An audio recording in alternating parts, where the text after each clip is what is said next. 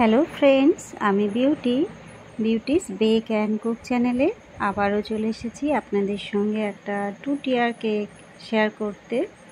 এটা ছিল আমার চকলেট কেক স্পঞ্জটা আমি 3টে লেয়ারে কেটে ক্রিম দিয়ে ক্রাম কোট করে ফ্রিজে রেখেছিলাম আধা ঘন্টা মতো।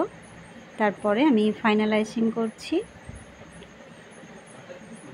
আমি এখানে দুটো কালার ইউজ করেছি, হোয়াইট অ্যান্ড পিঙ্ক। এই কেকটা আমি আগেও বানিয়েছিলাম, তবে একটু অন্যরকম ছিল।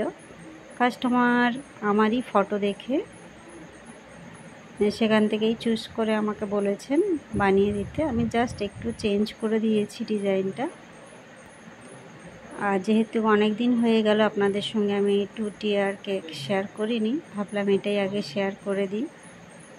অনেকেই আমার চ্যানেলটা ফলো করছেন, আমি দেখলাম, কমেন্টও করছেন, আমার এগুলো দেখে বেশ ভালোই লাগে।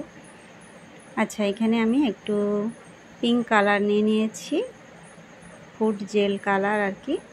একটা স্প্যাচুলার সাহায্যে জাস্ট একটু করে আমি লাগিয়ে নিচ্ছি।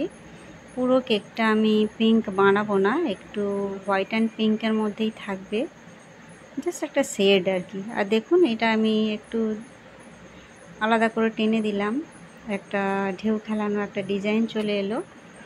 আর উপরটা আমার প্রয়োজন ছিল না, তবু আমি এটা দিয়ে একটু বুলিয়ে দিলাম, যেহেতু চকলেট দিয়ে আমি কভার করে দেব।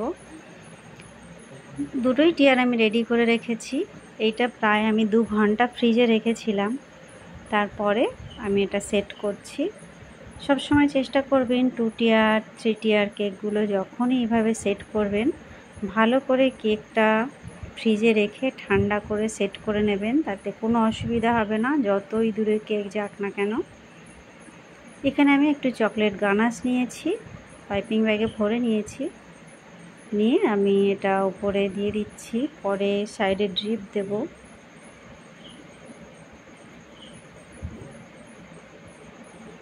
আস্তে আস্তে একটা প্যালেট নাইফ দিয়ে এটা আমি সমান করে নিলাম। এইবারে আমি এটা ড্রিপ দিচ্ছি, খুব ধীরে ধীরে দিচ্ছি, কেননা খুব বেশি ড্রিপ আমি দিতে চাইছি না।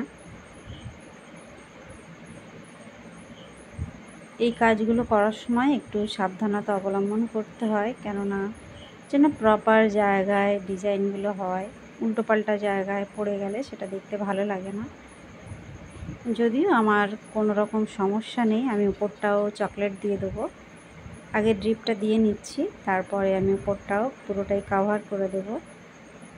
আমি ভেবেছিলাম একটু অন্যরকম করে দেবো ডিজাইনটা, কিন্তু যেহেতু আমার কেকের ফটো দেখে কাস্টমার আমাকে অর্ডার দিয়ে গিয়েছিলেন, সেই জন্য কিছুটা হলেও আমাকে সেইটাই ফলো করতে হচ্ছে। চকলেট গানাশ কেকের উপরে দিতে গেলে সবসময় কিন্তু কেকটা পুরোপুরি ঠান্ডা করে নেবেন, যেহেতু গানাশটা একদম কুসুম গরম অবস্থায় দিতে হয়। সেই জন্য খেয়াল করবেন কেকটা যেন পুরোপুরি ঠান্ডা থাকে, নচেত কিন্তু ক্রিম গলে যেতে পারে, কেকের লুকটা পুরো খারাপ হয়ে যাবে। আমি এখানে একটা প্যালেট নাইফ দিয়ে সুন্দর করে টেনে দিচ্ছি। এই যে, এইবারে আমি একটা 1M নজেল নিয়েছি, দুটো আর কি। একটা পাইপিং ব্যাগে পিঙ্ক কালার ক্রিম নিয়েছি, আর একটাতে হোয়াইট ক্রিম। দুটো কম্বিনেশানে আমাকে করতে হবে আর কি ফুলগুলো, সেইভাবেই করছি।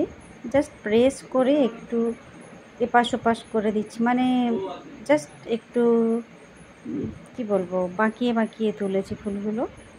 এইবারে একটা বর্ডার করছি, এটা একটু করে গ্যাপ রাখছি, কেননা এর মাঝখানে আমি পিঙ্ক কালার ক্রিম দিয়ে আবারও দেব। এইটা হচ্ছে কত যেন, এটা 46 নজেল। মাঝে মাঝে ভুলে যাই, কেননা অনেক দিন আগে যদি কেকটা আমি করে থাকি, সেক্ষেত্রে কি নজেল দিয়ে কাজ করছি সেটা ভুলে যাই।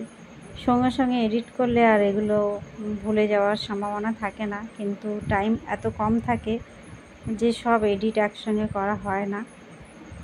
এখানে কয়েকটা সুগার বল দিচ্ছি গোল্ডেন কালার, একটা চিমটা দিয়ে আস্তে আস্তে ধরে এগুলো বসিয়ে দিচ্ছি।